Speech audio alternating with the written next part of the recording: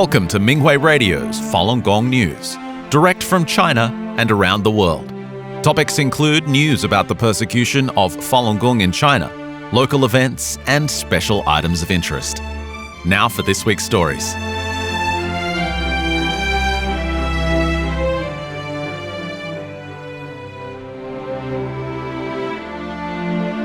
USA.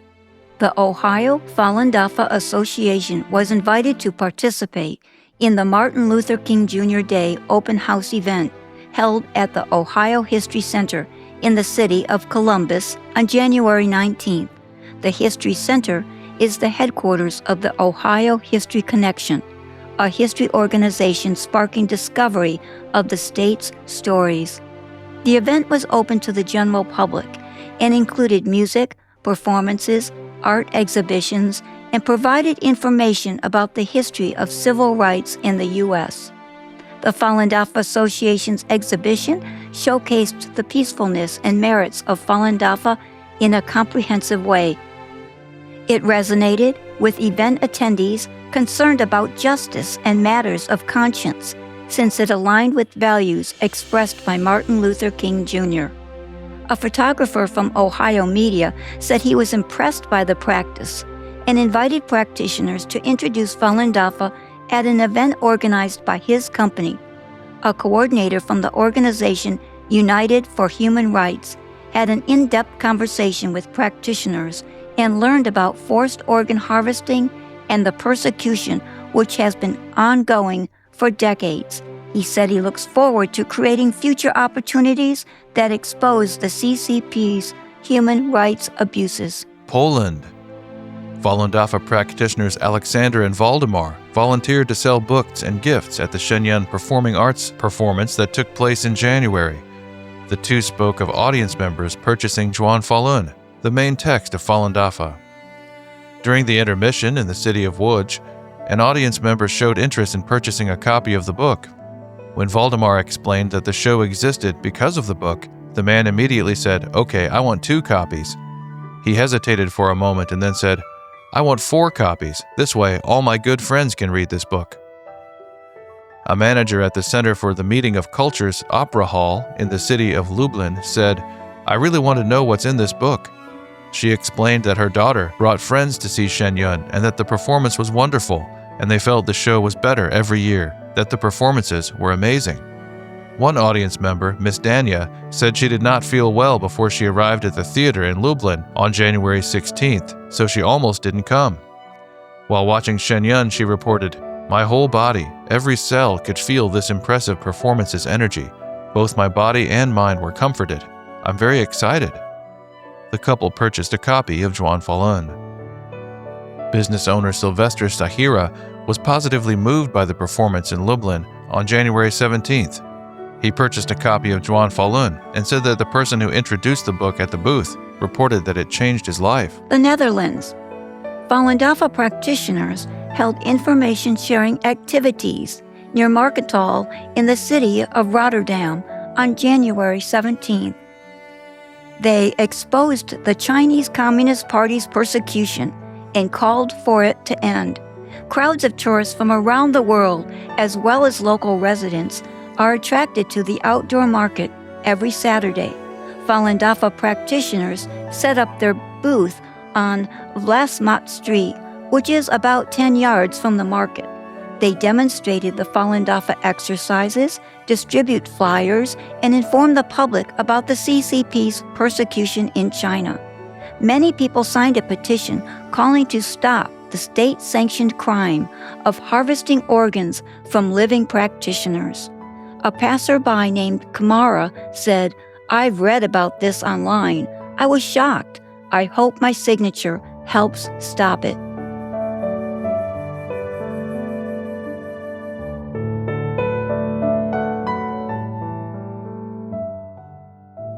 The following are selected cases of persecution of Falun Gong practitioners in China. A married couple in Hebei province faced constant harassment for their faith in Falun Gong. Mr. Zhao Zhenqi, a veteran, was dealt a heavy blow when his wife, Miss Fu Xinhua, was sentenced to a year in prison in 2024. His health quickly declined, and he passed away at the age of 62. 3 years ago, 6 officers broke into the couple's home and took them both away. Mr. Zhao was deemed unfit for detention due to his health condition and was released on bail. Ms. Fu was later sentenced to 1 year but was released due to her health. Since then, officers took turns harassing the couple every day, sometimes taking Ms. Fu away for interrogation or physical exams. Each time Ms. Fu was taken away, Mr. Zhao feared that she might not come back home.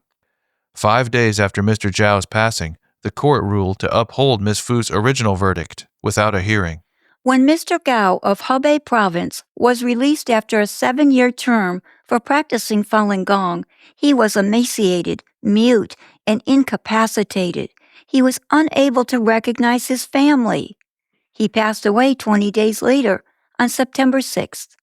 The police demanded that his family take photos at his funeral to verify that he had indeed died. Mr. Gao Qingtai was 74. Mr. Gao was the last of the 3 practitioners to die following their arrest in 2018 for reading Falun Gong books together. The other 2, Ms. Li Gobin and Ms. Shang Xujun, have also died, one that same year and the other in 2023. Ms. Li was denied family visits during her detention. She died shortly after her release on medical grounds. According to someone who saw her body, she was merely skin and bones after 2 years of imprisonment. During Ms. Shang's brief detention, she lost 20 pounds and died after having a stroke. She was 50. Ms. Zhao Qi was emaciated, weak, and almost blind when she finished serving a 3-year prison term for practicing Falun Gong. The abuse, torture, and hard labor she was put through in prison caused her great suffering, including the loss of her teeth. After that, she was unable to eat solid food. The Hebei province resident was unable to recover and died not long afterward at the age of 69. Ms. Zhao's passing capped decades of persecution for exercising her constitutional right to freedom of belief. Besides her last 3-year prison sentence, she previously served 1 year of forced labor and 2 other prison terms, totaling 9 years. In 2001, she served 1 year in a labor camp. 4 years later, a court sentenced her to 5 more years in prison. After another arrest in 2013, she was sentenced to 4 more years in a secret trial. Mrs. Zhao Qi always firmly believed in truthfulness, compassion, forbearance, and clarified the truth to everyone, especially those who she felt were deceived by the lies of the CCP.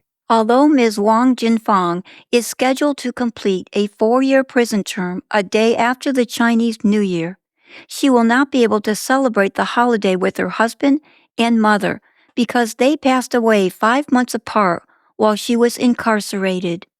Ms. Wang's husband, Mr. Zhang Yu, supported her in practicing Falun Gong after witnessing its positive effects on her health, but also endured tremendous pressure when Ms. Wang was repeatedly arrested and detained for upholding her faith. Ms. Wang's mother, Ms. Lu Shushan, was also extremely worried after she was arrested and died at the age of 93. She would often mumble, "When can Jingfang come home?" Because Ms. Wang remained firm in her faith, she has been subjected to torture and strict management.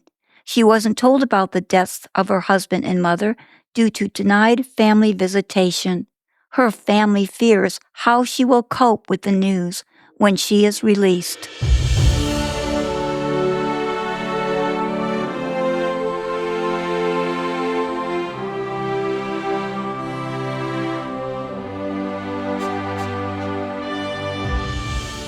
Falun Dafa practitioners in Finland stand in solidarity with victims of persecution worldwide.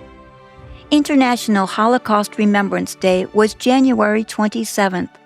The day was originated by the United Nations in order to commemorate the 6 million Jews and other minority groups that were systematically exterminated by the Nazis between 1933 and 1945.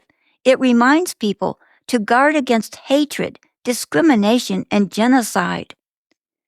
This January 27th, Falun Gong practitioners in Finland braved minus 10-degree weather to hold a candlelight vigil to tell people the facts about the 27-year-long persecution of Falun Gong by the CCP in China. Practitioners informed passers-by that this campaign has led to torture, disability, and murder. The lucrative crime of organ harvesting from living prisoners of conscience is state-sanctioned and must be stopped. The somber candlelight vigil taking place in the cold of night moved many people who were reminded to recall history and pay attention to current human rights crisis. Those who already knew about the persecution of Falun Gong practitioners did not ask for brochures, but instead came up to sign a petition to support ending the brutalities. Some of them commented, "I hope the situation improves, and I often sign your petitions." Others said, "You are doing a very important thing." A translator named Krista commented, "This is an extremely urgent matter. The CCP is committing a crime." When practitioners told her that many young people in China are now missing, she said with tears in her eyes, "I know the present restrictions on freedom in China are terrible. You have done very well. I hope things will change." High school teacher Serpa invited practitioners to her class on religion in order to introduce Falun Gong and tell her students about the persecution in China. She said, "In Finland, we respect religious freedom and human rights." A passerby named Archie was from the Philippines. She stopped when she saw the photos of victims of the persecution during the vigil. Shocked, she said, "I did not know something like this could be happening today. This is severe, and it is taking place in such a big country like China." She said of the persecution, "Their actions are very wrong. It has nothing to do with nationality. It is about humanity. We must stop this persecution. It is completely wrong." Archie added, "I hope more people will hear my voice. Today I pray for this support. My voice may be very small, but I can make it bigger and tell everyone that this persecution must end immediately." She said she wanted to offer assistance and asked for some flyers and petitions to give to those in her social network for signatures and gather more support. During their candlelight vigil on International Holocaust Remembrance Day, practitioners called on the world at large to recognize and take a stand against all persecution. Shenyun continues to fill venues in Taiwan. The Shenyun Performing Arts Tour in Taiwan delighted audiences in the cities of Miaoli, Tsinghua, Chiayi, and Taipei from January 9th to the 28th. Former Constitutional Court Justice Huang Hengxia saw Shenyun in Taipei on January 27th. She said, "The performance uses art to sow the seeds of kindness, hoping that people will become better. People should not be obsessed with worldly fame and gains and should abandon evil and embrace good." Company President Lin Chunming saw Shenyun in Miaoli on January 9th and said, "I could see the connection with the divine in the backdrop. That is very important." Mr. Lin shared that he was most moved by the energy field he could sense from the performers. He said, "It was their understanding of the relationship between man and the heavens. That's why they displayed deeper inner energy. When the heavens and man unite, everyone rejoices." Sculptural artist Yang Ping-yu also saw Shenyun in Miaoli on January 9th. He said, "Shenyun guides the world upward to a bright world. I could sense Shenyun's artistic director's ideals. The work he has done to pass on and spread Chinese culture moved me to tears." Rai Hao-min, former president of the Judicial Yuan, saw Shenyun in Taipei on January 27th. He said, "All of Shenyun's programs are the essence of human society's traditional culture. I like them very much." Company president and music teacher Wei Huiling saw Shenyun in Changhua on January 16th. She shared her feelings after the last program. "I felt that I was emitting light from inside out. My whole body kept shining. This was not something we could see with our eyes. That was energy that I naturally radiated. Shenyun is truly an outstanding performance. My inner lamp was switched on. My energy also became stronger. Thank you, Shenyan. The director of Samadhi Tang Creative Puppet Troupe, Yen Zhenhong, saw a performance in Chiayi on January 24th. He called it truly stunning. He said, "You know that there must be so much going on behind the scenes." He referred to the erhu solo performance as the pinnacle and added, "Almost the techniques for playing the erhu to its fullest potential could be heard in that piece." Former mayor of Chunan Township in Miaoli County, Ye Tsai-yi, saw Shenyan in Miaoli on January 9th. He commented that the performance was full of divine power and said that it significantly benefits and elevates the mind. Speaker of the Chiayi City Council, Chen Zuwen, saw Shenyan in Chiayi on January 22nd. She said, "It was not only a visual feast, but also a blessing. To cooperate so well that all the dance steps are in sync, that level of difficulty must have required training for a very long time. It was truly magical. I was very touched." Well-known sports figure and founder of an American English school, Diana Chen, saw Shenyan in Changhua on January 17th.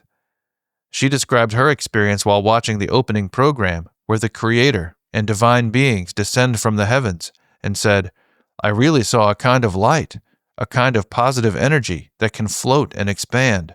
I really felt that divine power, very strong." She also saw a strong, compassionate energy and described the performance as art at the highest level. Ms. Chen suggested, "You really have to come experience it yourself, then you'll know how high a level Shenyan has reached."